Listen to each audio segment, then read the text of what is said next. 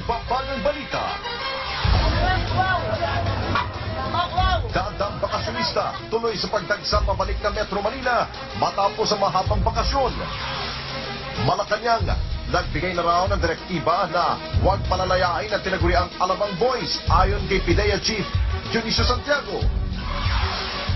Malamig na panahon magpapatuloy pa ayon sa Pag-asa. 4 ang patay sa magkakasunod na lindol sa Indonesia.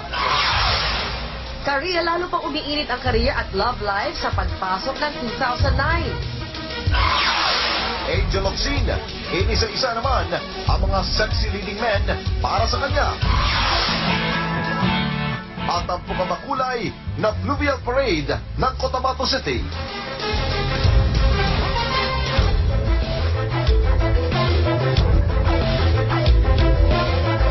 Live mula sa ABS-CBN News Center, Manila. Ito ang TV Patrol Linggo!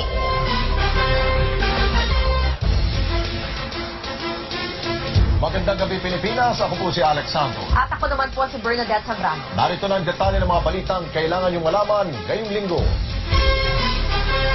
Matapos ang halos 2 linggong bakasyon, balik trabaho at eskwela na bukas ang marami sa ating mga kababayan. Kung kaya't buhos pa rin ang bilang ng mga biyahero pabalik ng Metro Manila sa mga pier, paliparan at pangunahing lansangan. Unahin natin ang sitwasyon sa Batangas Port, kung saan live na nagpapatrol si Israel Malata. Israel. Alex, sumalalim na nga ang gabi dito sa Batangas City Port pero tuloy-tuloy pa rin ang buhos ng mga pasahero dito. Pagkatapos ng mahabang bakasyon, unti-unti na rin nagsisialisa ng mga bakasyonista sa Puerto Galera